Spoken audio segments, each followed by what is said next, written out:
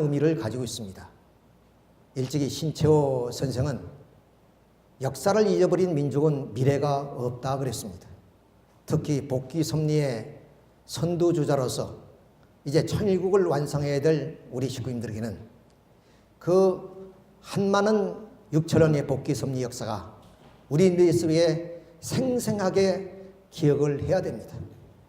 그래야 우리는 한 걸음 한 걸음 옮길 때마다 그 역사의 소선으로서 역사의 소명감과 뜻을 품고 앞을 향해서 전진할 수 있기 때문에 그렇습니다. 그래서 우리는 역사를 바라보면서 때로는 아이러니한 그런 내용들도 많이 보게 됩니다.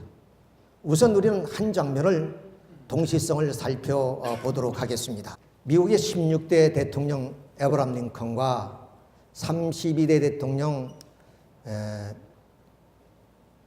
케네디 대통령입니다. 이분이 생애를 살펴보니까 100년이라는 시차를 두고 동시성을 이루는 것을 보면서 참으로 역사는 묘미하구나 하는 것을 느끼게 됩니다. 에브라함 링컨이나 케네디 대통령이 하원 의원이 된 것이 꼭 100년을 차로 해서 이루어집니다. 대통령이 된 것도 그렇고요. 그리고 에브라함 링컨이 16대라면 케네디 대통령은 그 배인 32대 대통령입니다.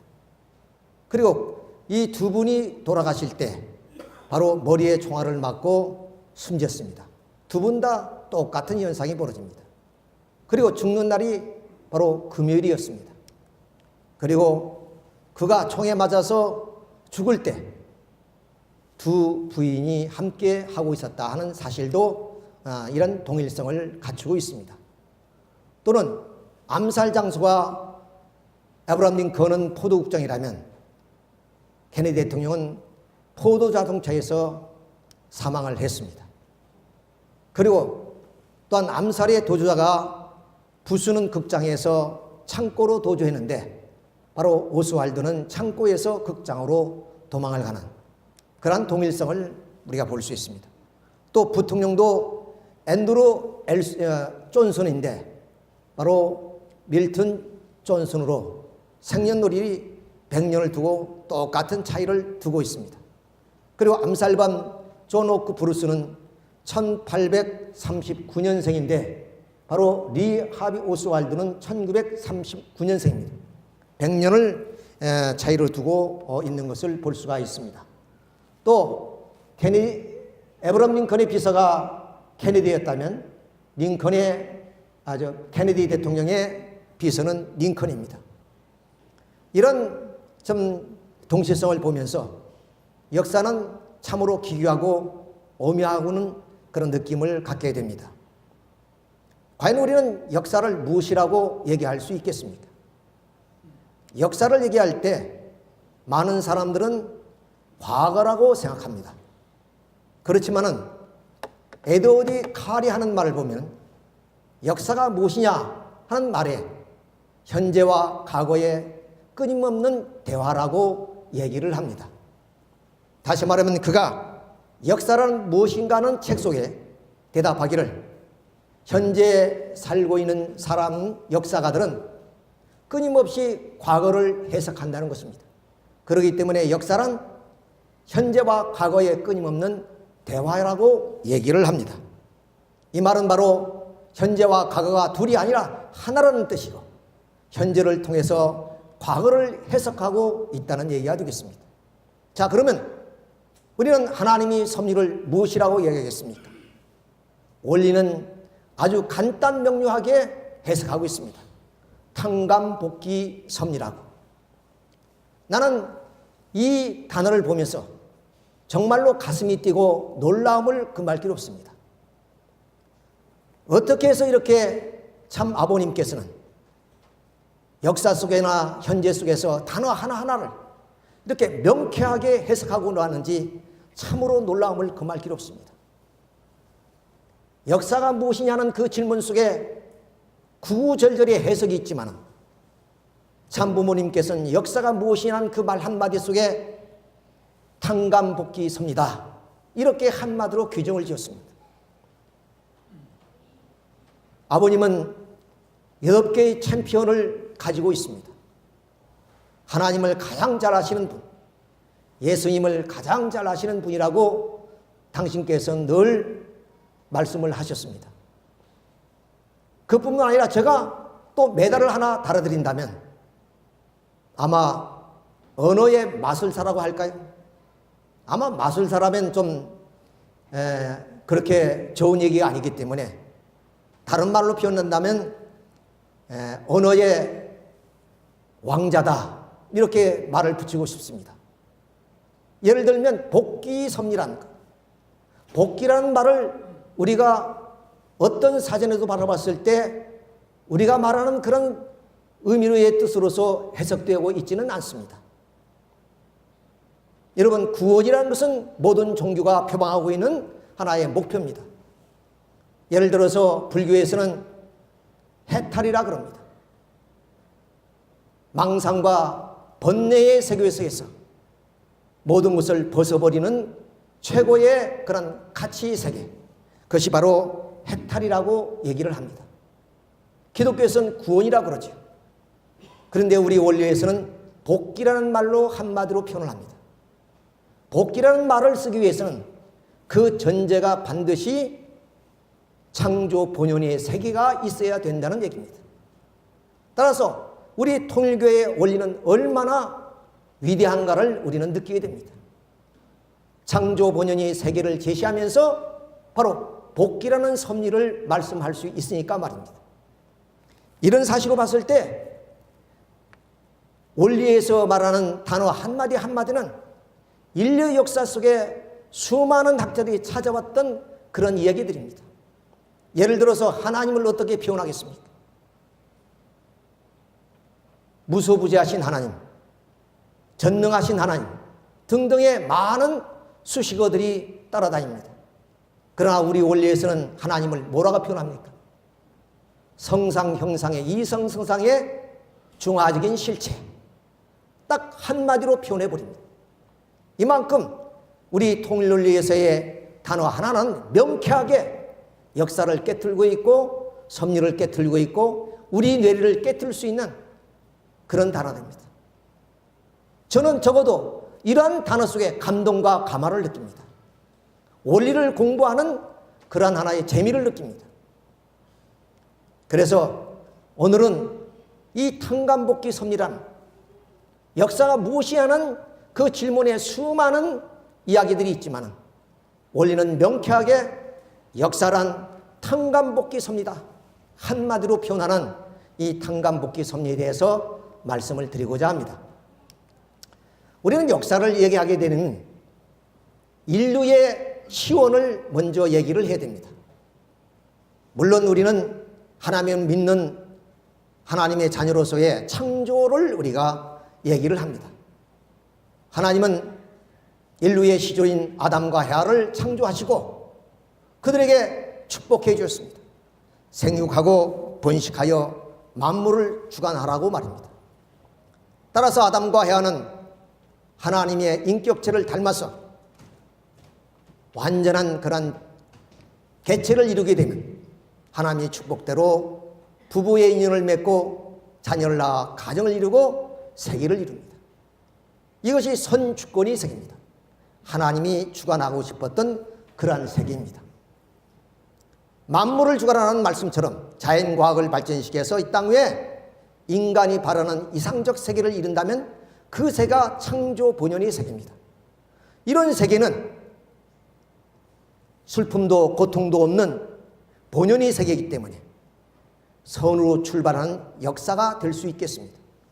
이렇게 역사의 시원은 창조에서 선으로 출발된 역사가 인간의 타락으로 말미암아 악으로 출발하게 되었습니다. 그래서 인류는 모두가 사탄 마귀 자식이 되어버렸고 이 세상은 사탄이가 치리하는 악주권의 세계가 되고 말았습니다. 그래서 모든 종교는 이 세계에서 해탈하기를 바랍니다. 이 세계에서 구원받기를 바랍니다. 그래서 종교의 지향하는 목표는 구원입니다.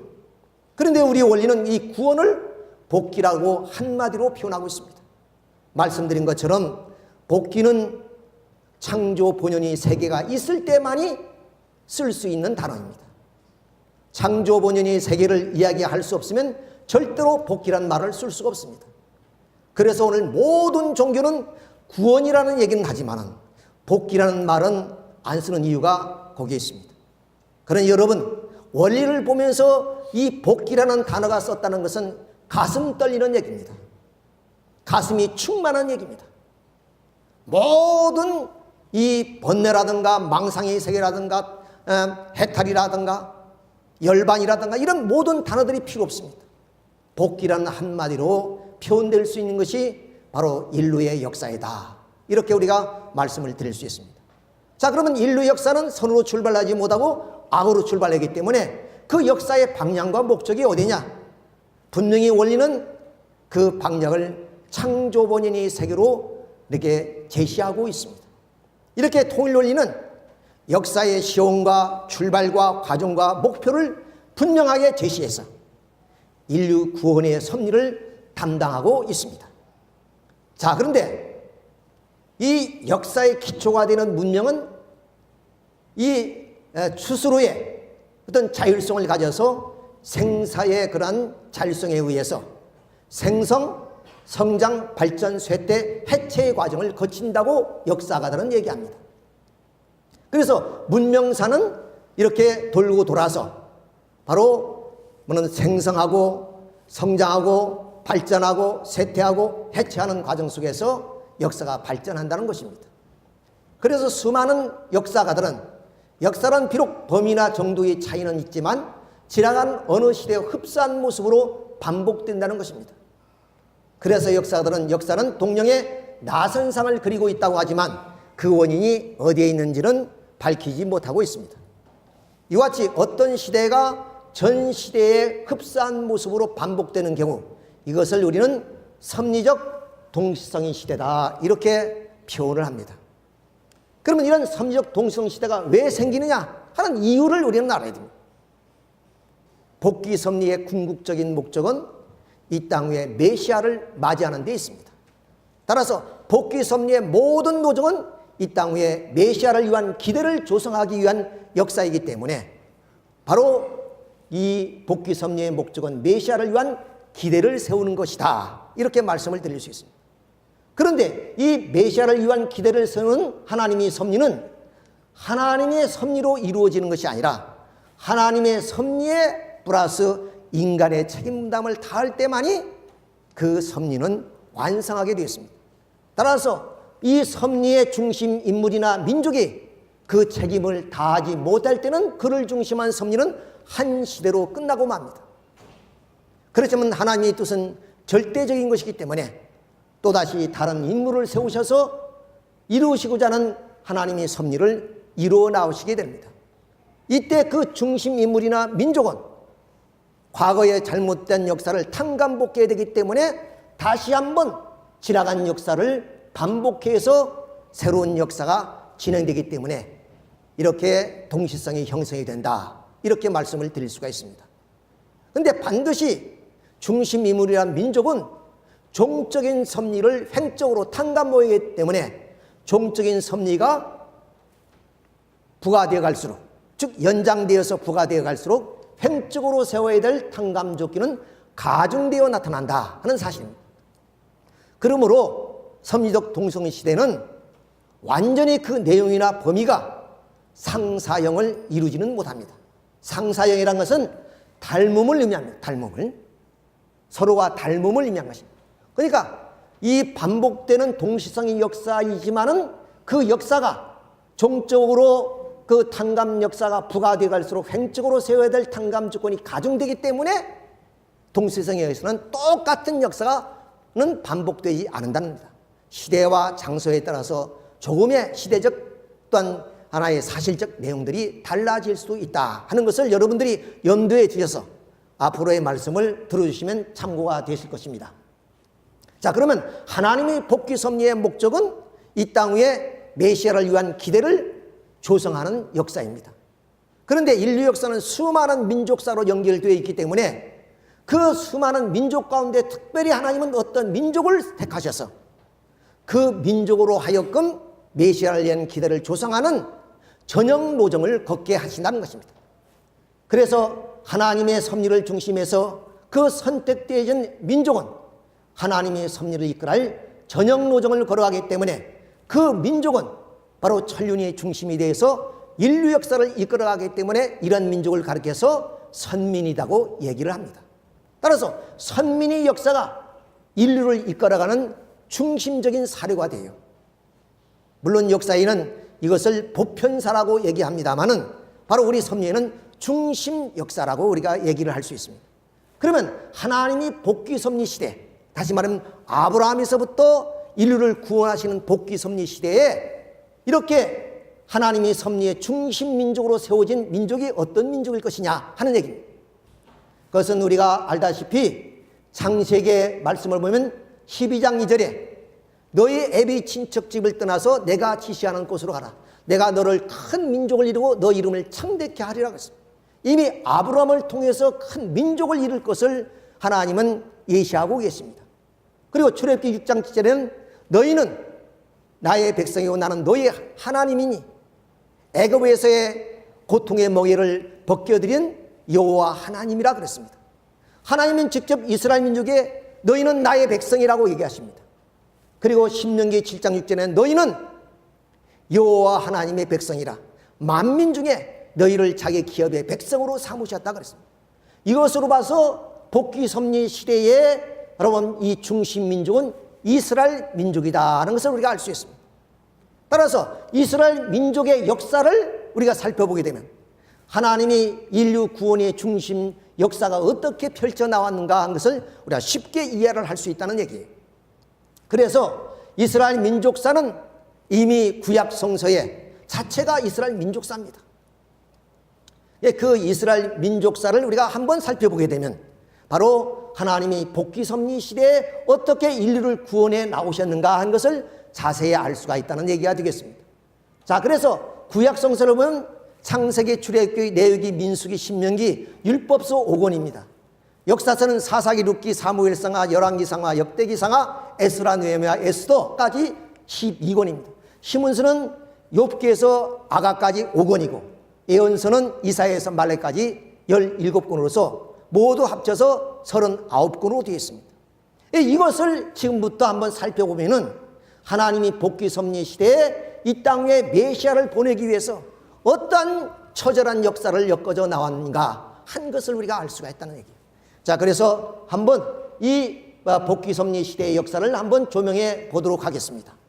자, 복귀 섭리 시대는 아브라함에서부터 출발이 된다고 말씀을 드렸는데 이 복귀 섭리가 이루어지기 전에 복귀 섭리를 할 수 있는 기대를 조성하는 시대가 있었으니 그것이 아담부터 아브라함까지 2000년 역사입니다.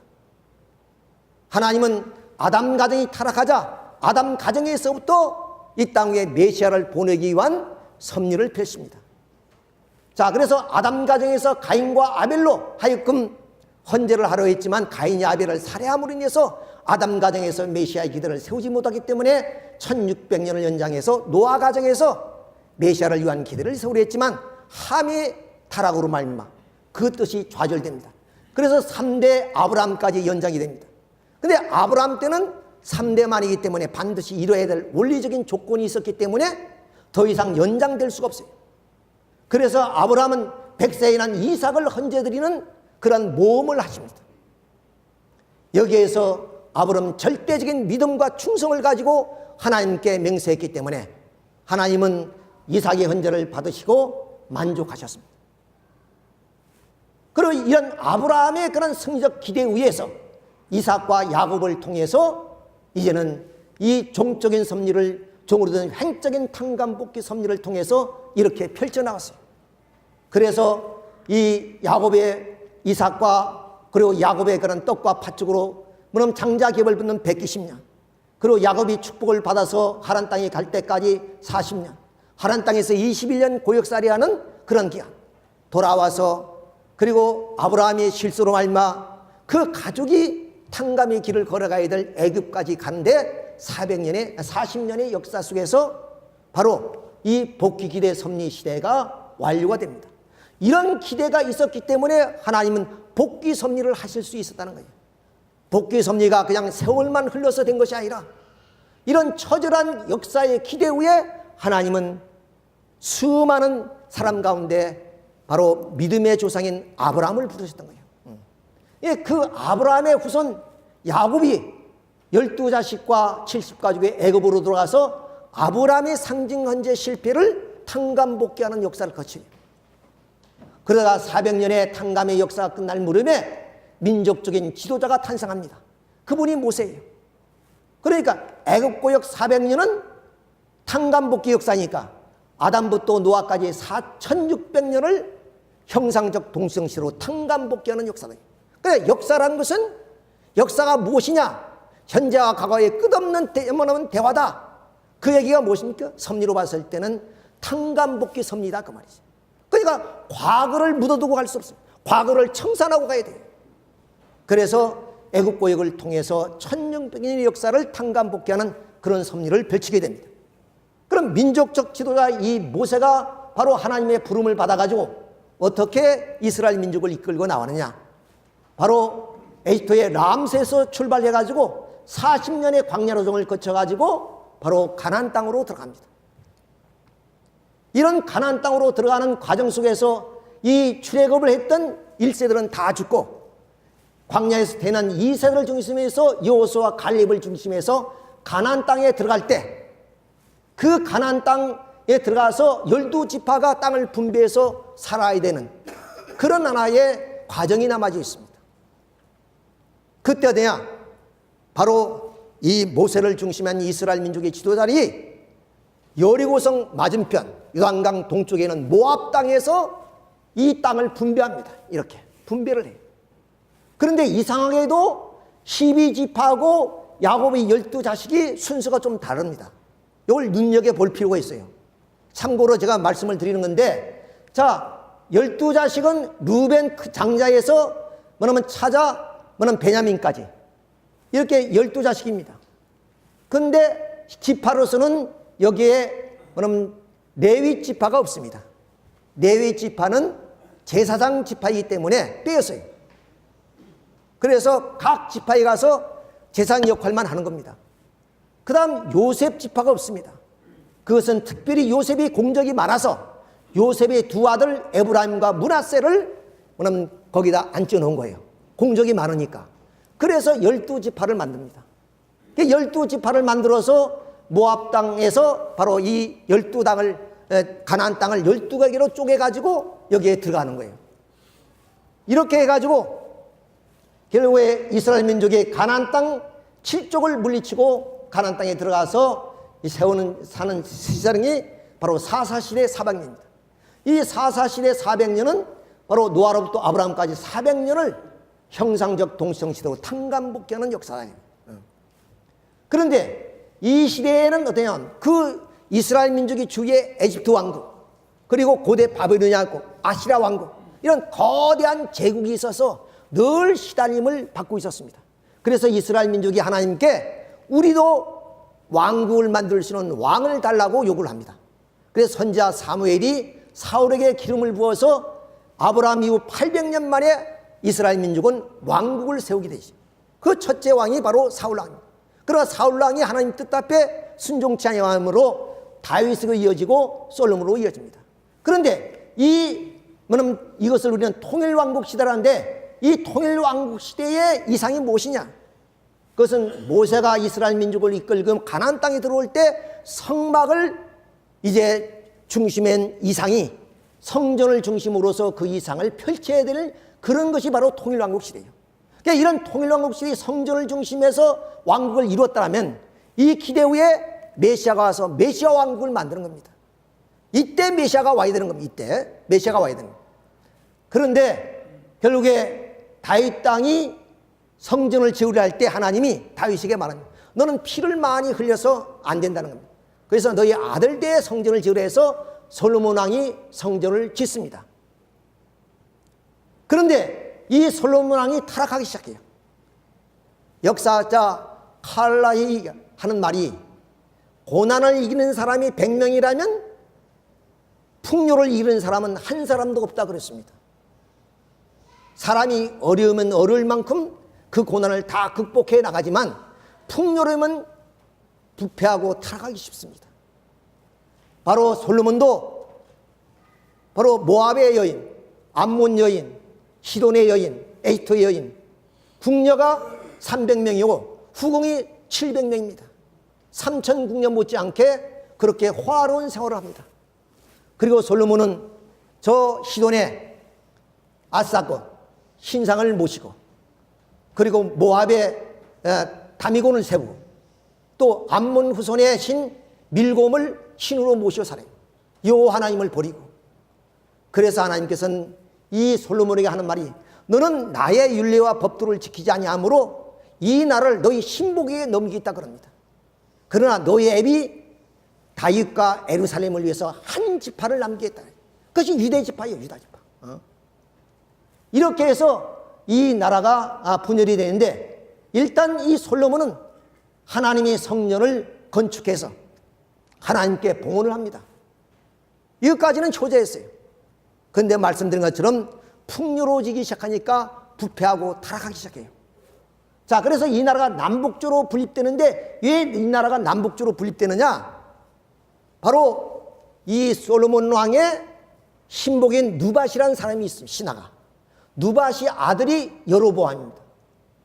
그런데 어느 날 선지자 아이야가 이 누밧의 아들 여로보암을 만납니다. 그리고 그의 우아기를 벗겨서 12조각으로 찢어가지고 10조각을 주면서 너는 10조의 왕이 될 것이라고 얘기해요. 그 말을 솔로몬이 듣고 왕이 된다는데 가만히 있을 왕이 어디 있어요? 그를 죽이려자 여로보암은 애굽으로 피난을 가죠. 그래서 솔로몬 왕이 죽자 이 여로보암이 다시 고국으로 돌아옵니다. 그래서 그의 아들 르호보암이 왕이 되죠. 그래서 신하들과 더불어서 여로보암이 르호보암 왕에게 가서 인사를 드리면서, 선친왕께서는 우리 백성에게 너무나 큰 멍에를 짊어졌기 때문에 왕께서는 그 멍에를 좀 줄여주십사 하고 말씀을 드렸더니, 왕이 한 3일 후에 내가 대답할 테니까 그때 오라고 보냅니다. 그래서 르호보암 왕은 그 솔로몬 왕의 선친의 왕 때 신하들을 모아놓고 인을 합니다. 어떻게 하면 좋겠냐? 그래서 왕이 그렇습니다. 신하들이. 그 말이 맞습니다. 선친 왕께서 너무나 무거운 짐을 졌습니다. 자, 궁궐을 지는데 10년 걸리고, 그리고 왕궁을 지는데, 성전을 지는데 7년을 걸리고, 이렇게 무거운 짐을 짊어지고 이스라엘 백성이 살았습니다. 그러니까 너무나 당연하게 그 짐을 덜어주어야 됩니다 하고 얘기합니다. 그런데 르호보암 왕은 신진 세력하고도 다시 얘기를 합니다. 그랬더니 신진 세력들은 뭐냐? 그러면 백성을 혹사시켜야 됩니다.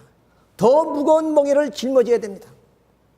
이렇게 해서 여로보암과 신하들이 3일 만에 돌아와서 왕에게 무릎 꿇고 간청했더니 하는 말씀이 바로, 나의 선친 왕께서는 너희에게 무거운 멍에를 짊어지만 나는 더 무거운 멍에를 짊어지겠다.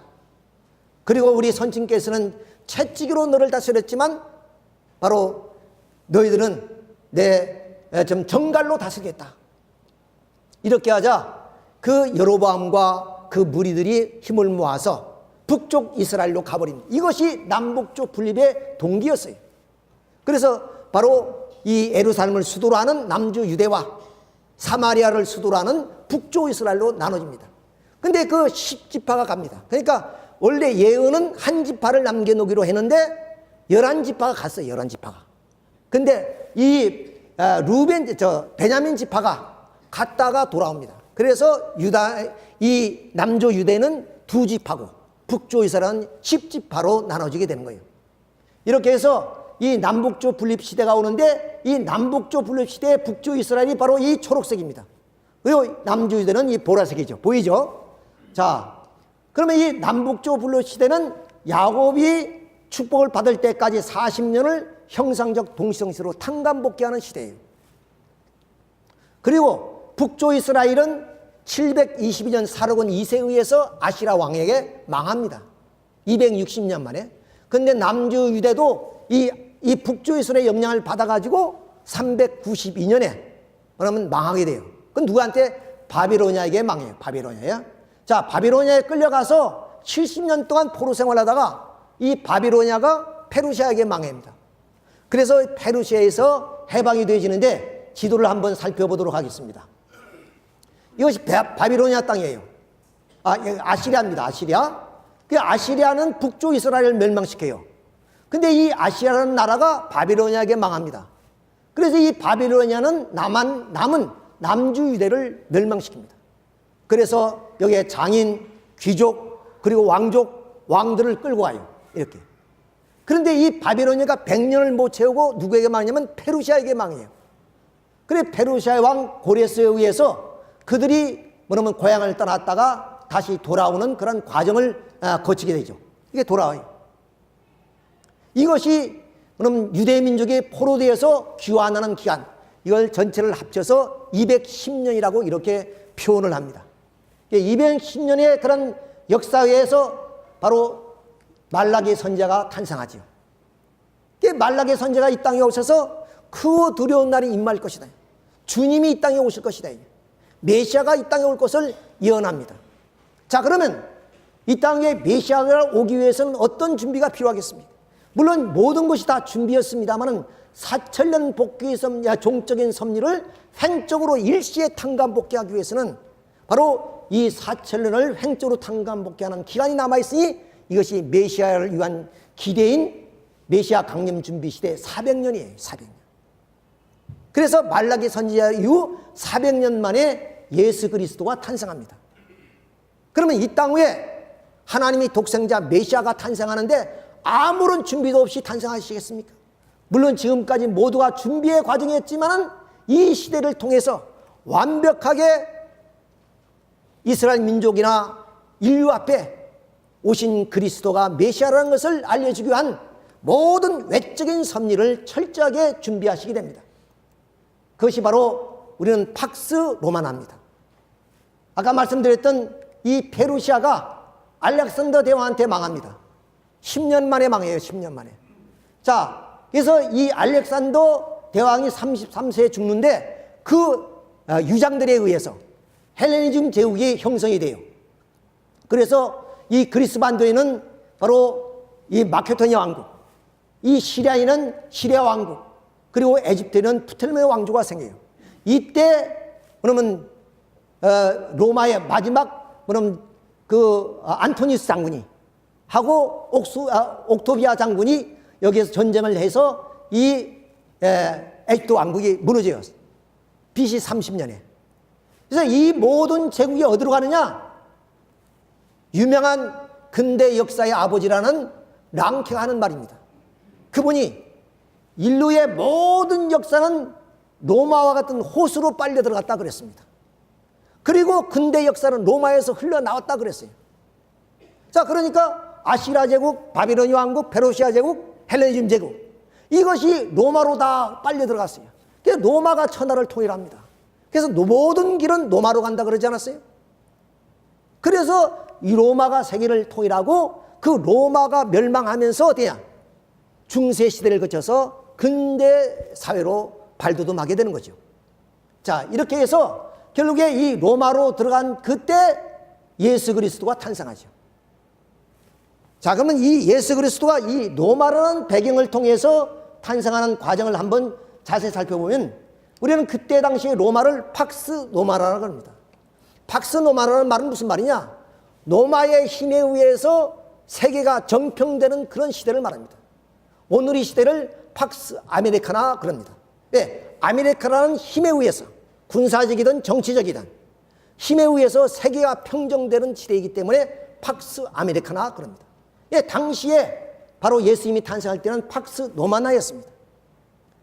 아무리 예수님이 위대하신 분이라 할지라도 그분이 사상과 그런 이념을 세계화시키기 위해서는 유대민족 같은 것은 어림도 없습니다.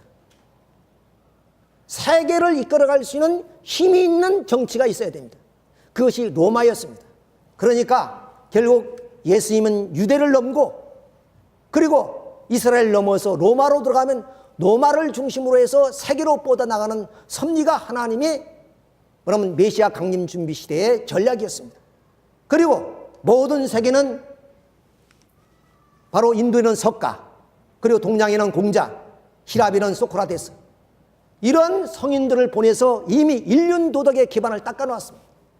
메시아가 와서 이 땅에 메시아의 섭리를 할 수 있는 모든 외적인 기반을 다 닦으셨다고 말입니다. 이렇게 주도 면밀하게 하나님은 이 땅에 메시아를 보내기 위해서 그런 섭리를 하셨던 거예요. 그냥 어느 날 갑자기 베들레헴 그 초가삼간에서 예수님이 탄생한 것이 아니라 그런 역사적 배경을 통해서 예수님이 탄생하셨다고 말이에요. 그러니까 하나님은 주도 면밀하게 모든 것을 탕감하여 나가면서 그 탕감의 역사 속에서 이 땅에 메시아의 탄생을 예고하고 메시아가 이 땅에 탄생했던 것입니다. 그렇지만 우리가 알다시피 그 그리스도는 십자가에 돌아가 보시고 맙니다. 참으로 기가 막힌 사회죠. 4,000년의 역사가 무의로 돌아가는 그런 하나의 상황이 되어버리고 말았습니다. 자, 그래서 이제 이 복귀 섭리 시대는 실패로 끝났어요. 그러나 하나님의 뜻에 대한 예정은 절대적인 것이기 때문에 비록 하늘이 택한 선민이 그 책임을 다하지 못한다면 다시 그 섭리를 연장해서 이룰 수밖에 없기 때문에 복귀 섭리 연장 시대가 나타납니다. 그것이 바로 예수님 이후의 기독교 역사입니다. 자, 그러면 이 복귀 섭리 연장 시대에 있어서의 이 역사를 이끌어가야 될 중심 민족은 어떤 민족이겠습니까? 많은 사람은 이스라엘 민족이 될 것이라고 생각하지만 우리가 마태복음 21장에 이 포도원의 얘기를 들으면 생각이 달라집니다. 포도원의 말씀을 마치고 예수님께서 제자들에게 하시는 말씀이 건축자가 버린 돌이 모퉁이의 머릿돌로 되나니 너희가 이것은 주로 말미암아 된 것이요 신기하다고 읽어본 적이 없느냐. 내가 너에게 말하지만 하나님 나라는 너희가 빼앗기고 다른 민족이 선민이 될 것이라고 예고하고 있습니다. 또 로마서 11장 11절엔 저희들이 넘어짐으로 인해서 구원이 이방에 이루었다고 얘기하고 있습니다. 이런 사실로 봤을 때 바로 이스라엘 민족이 아니라는 겁니다. 이방 민족이 다시 선민이 되어서 이 민족 역사를 이끌어가게 되는 것이다. 그 선민으로 택함받은 그 성도들이 기독교 성도들입니다.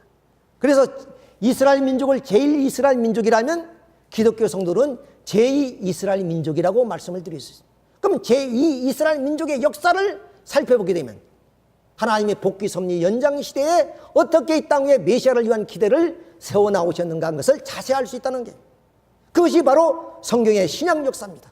그래서 마태, 마가, 누가, 요한, 복음서가 창세기에 해당되는 것이고 율법서, 역사서는 사도행전, 그리고 신문서는 사도리 편지, 서한이죠. 그리고 예언서는 요한계시록입니다. 그런데 사도행전은 사도시대에만 간단하게 기록되어 있습니다. 기독교 2000년사가 거기에 기록이 되어 있잖아요. 그러니까 앞으로 이 기독교사를 설명하게 되면 2000년 기독교사를 거기다 첨가합니다. 그것이 역사서가 되기 때문에. 그런데 우리는 흔히 기독교가 서구를 전형 노정으로 걸어왔기 때문에 서구 역사를 기독교사라고 그럽니다. 그러니까 서구의 역사와 더불어서 기독교가 발전해 왔기 때문에 우리는 서구의 역사를 더듬어 보게 되면 바로 2000년 기독교사를 살펴볼 수 있고 그를 통해서 하나님이 복귀 섭리 연장 시대에 메시아를 위한 기대를 어떻게 이루어 나갔는가 하는 것을 우리가 살펴볼 수가 있다는 것이에요. 자, 그래서 그 역사를 우리가 한번 살펴보도록 하겠습니다. 자, 예수님이 돌아가시기 때문에 예수님이 열대제와 70문도가 로마 들어와서 400년 박해를 받습니다. 이 시대는 애국구역 400년을 실질적 동시형세로 탕감복귀하는 시대예요. 자, 그래서 314년 콘스탄티제가 기독교를 공인하고 392년 데오도시 1세가 기독교를 국교로 정하며 그 모진 박해가 끝납니다. 여기에서 성 어거스틴의 신국론을 중심으로 하는 기독교 이상이 나오기 시작합니다. 그래서 알렉산드리아, 그리고 예루살렘, 그리고 또한 로마, 이런 5대 교구가 다스리는 교구장제 기독교 시대가 사사 시대를 실질적 동시형으로 탕감복귀하는 시대예요. 이 시대가 되자 서기 800년 칼 대제, 찰수 대제라고도 합니다. 칼 대제가 결국에 로마에 가서 기독교 왕가를 받게 됩니다. 그 장면을 한번 그림으로 한번 본다면 카를로스 피시오 아쿠스톨 아디오 코로나도 신의 이름으로 황제의 간을 주노니 힘과 평화와 승리가 있으리라. 네오 3세가 칼 대제게, 프랑크 왕국 칼 대제게 기독교 왕국을 세워요. 그러니까 이제 프랑크 왕국은 바로 이 종교적인 권위와 세속적인 권력을 가지게 됐어요. 막강한 그런 나라의 국가가 이루어지게 됐습니다. 자, 이런 나라의 터전 위에서 이 칼 대제는 천하를 통일하게 되죠. 이렇게 천하를 통일한 이 칼 대제가 결국에 그 뜻을 다 이룰 수 없었습니다. 즉 칼 대제는 누구보다도 성 어거스틴의 신국론을 숭상했던 사람이에요. 그것을 통해서 하나님 나라를 이루고까지 했던 것입니다. 마침 통일왕국 시대에 사울왕, 다윗왕, 솔로몬 3들을 통해서 이 땅에 메시아 왕국을 세우려 했던 것처럼 이렇게 찰스 루이 헨리를 통해서 기독교 왕국을 통해야지 이 땅에 재림 메시아를 보내고자 했던 것이 하나님이 섭리했다는 것이에요. 그렇지만 이런 찰스의 뜻과 달리 루이 헨리에 들어와서 이 나라가 분립됩니다. 그래서 동프랑크, 서프랑크로 분립이 되죠. 이걸 동서왕조 분립시대라 그럽니다. 그것도 한번 지도를 살펴보도록 합시다. 자, 이 오른쪽에 있는 것이 남북조 분립시대의 북조 이스라엘과 남조 유대입니다. 이쪽에 있는 것이 동프랑크, 서프랑크. 이것이 오늘날 독일이 전신이고 프랑스의 전신이에요. 물론 이태리로 이렇게 분열이 되었습니다만 이태리는 동프랑크에 예속되어 있기 때문에 동서왕조 분립시대라고 합니다. 이것이 베르센 조약을 통해서 870년에 체결된 그런 나라의 국토의 분쟁이에요. 자, 이렇게 해서 동서왕조 분립시대는 남북조 분립시대를 실체적 동시형태로 탕감복귀하는 역사예요. 그러니까 역사를 그대로 가는 것이 아니라 과거의 잘못된 역사를 탕감해서 가는 거예요. 그러니까 그 탕감의 역사이기 때문에 얼마나 기가 막힌 사연이 많겠어요. 그런 사연 속에서 이 땅 위에 바로 메시아를 위한 기대를 세워나는 하나님이 섭리는 기가 막히도록 이렇게 정확하게 탕감을 하면서 동시성을 이루어 가고 있다는 것을 우리가 알 수 있습니다. 이때 1096년에 무엇이 일어나냐? 십자군 전쟁이랍니다. 이 십자군 전쟁이야말로 중세사를 뒤바꾸는 그런 역사예요. 물론 이것은 내일에 자세하게 말씀을 드리겠습니다만은 이 십자군 전쟁이 바로 이 아라비아 반도 소아시아 쪽에서 바로 이 이슬람 종교가 아주 번창을 해가지고 이베리 반도까지 집어삼킵니다. 이때 셀주 투르크가 이 콘스탄티노플 동로마를 위협하기 때문에 알렉세우스 황제가 교황에게 구원 요청을 해요. 이렇게 결성된 것이 바로 이 예루살렘을 정복하기 위한 십자군 전쟁이에요. 그 십자군 전쟁이 1차에는 이 십자군이 승리를 해요. 그래서 예루살렘 왕국을 약 96년 동안 지배를 합니다. 그러다가 이 이슬람의 가장 위대한 용사였습니다. 살라딘이라는 그런 장군에 의해서 함락이 됩니다. 그 후에 6번이나 탈환을 하려고 했지만은 실패합니다. 결국 이 십자군 전쟁은 실패로 돌아가죠. 이게 실패로 돌아가기 때문에 어떻게 되냐?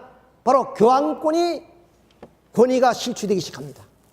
그리고 민족 단위로 국가, 왕국이 형성되면서부터 이 교회의 권위가 점점점 땅에 떨어지기 시작해요.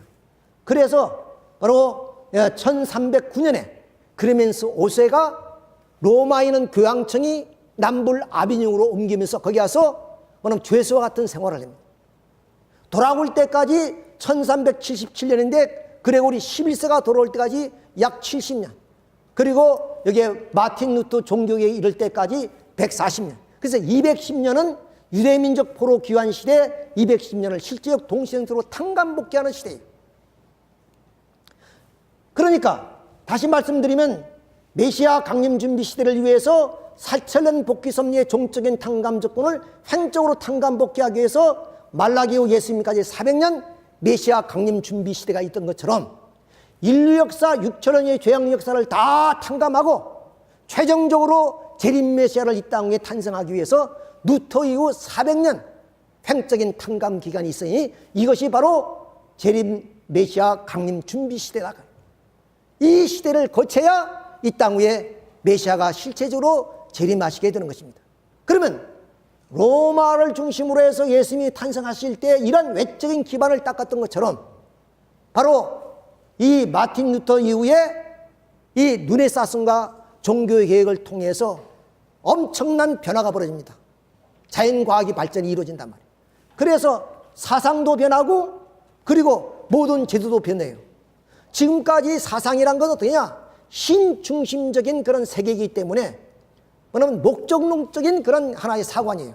즉 하나님이 인류를 구원하여 주신다는 목적론에 의해서 모든 역사가 흘러가는 겁니다. 근데 인간의 이성이 개발되면서부터냐, 신의 어떤 섭리적인 질서보다는 자연의 질서를 더 추구하게 되고 이성의 질서를 추구하게 됩니다. 그래서 목적론적인 사상이 사라지고 그냥 기계론이 나와요. 기계론이라는 것은 인과의 법칙에 의해서 보답만 누르면 마침 이 톱니바퀴가 서로 물려서 돌아가듯이 자연 세계는 순환하며 돌아간단 말이에요. 그러니까 더 이상 신의 섭리가 필요 없다는 거예요. 이러면서 사상의 변화가 벌어지죠. 그게 17세기 사상혁명이 벌어지고, 그리고 코페르니쿠스가 지구가 중심이라고 얘기를 합니다.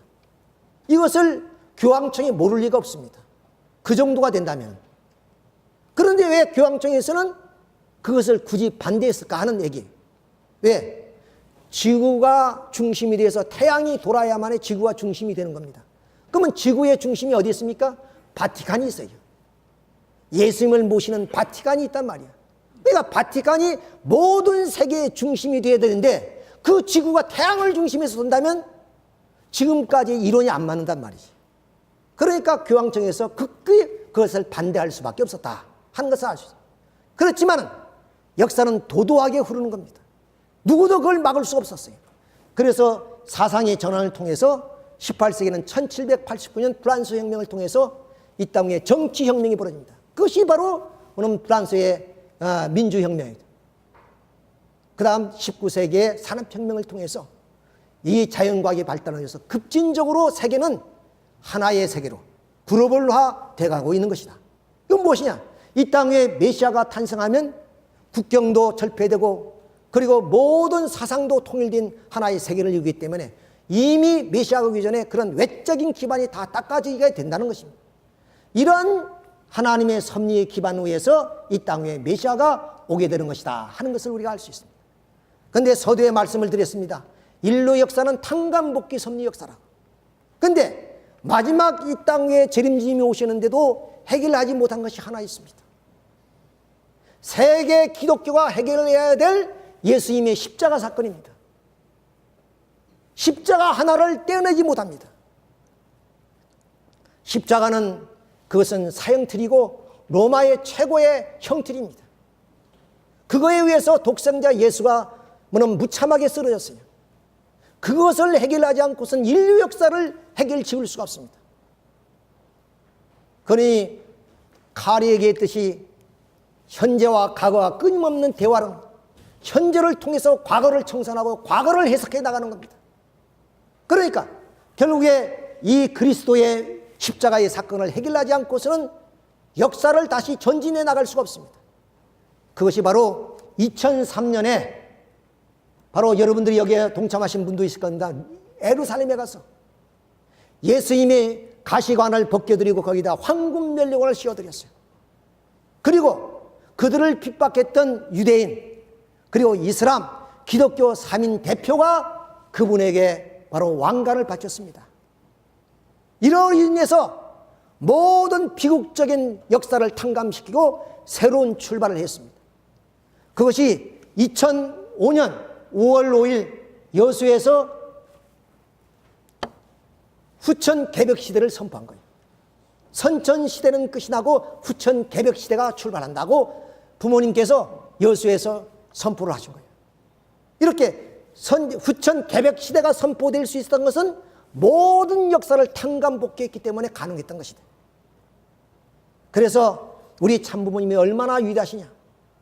티끌만큼도 역사의 한과 슬픔을 남기지 않고 모든 것을 탕감해서 새로운 새 시대를 열어주신 분이다 하는 것을 생각할 때 참으로 감사하지 않을 수 없어요. 그런 역사 속에서 우리가 살아가고 있다는 것을 우리가 마음 깊이 새겨야만 될 것입니다. 자, 그러면 이렇게 탕감의 역사를 통해서 세계의 지구를 살펴보십시오. 여기에 중국이라든가 인도를 빼고는 모두가 다 기독교 문화권입니다. 물론 정치적으로 중국이 공산주의 한다고 해서 기독교 문화권이 거기에 안 들어갔다는 얘기입니다. 전 세계가 기독교 문화권으로 이젠 통일화되어 있다 이거 말이에요. 이 모든 것이 하나님이 이 땅 위에 메시아를 보내기 위해서 준비한 하나님의 섭리라는 것을 우리는 깊이 알게 된다면 참으로 하나님의 섭리의 놀라움을 우리가 금할 수가 없습니다. 자, 이렇게 해서 결국에 인류 역사는 과거와 현재가 단절된 세계가 아니라 현재를 통해서 과거를 청산하면서 해석해 나가는 하나의 시계, 우리의 원리로 말하면 탕감복귀 섭리라는 것을 우리가 보게 될 때 인류 역사는 바로 하나님의 공식적인 섭리다. 그냥 때에 따라서 형편에 따라서 흘러가는 역사가 아니라 하나님의 공식적인 프로그램에서 하나하나 탕감을 지면서 오늘까지 왔다는 사실을 알고 있습니다. 그런 탕감의 주역으로서 우리가 부름을 받았습니다. 여러분, 이제 새로운 새 시대가 되었습니다. 과거의 역사를 청산하고 새로운 역사를 출발하면서 우리는 한도 많고 그리고 과거도의 슬픔도 많습니다.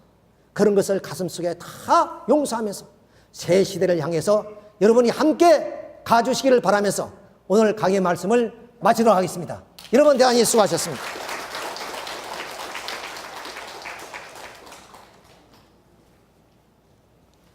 기도하겠습니다.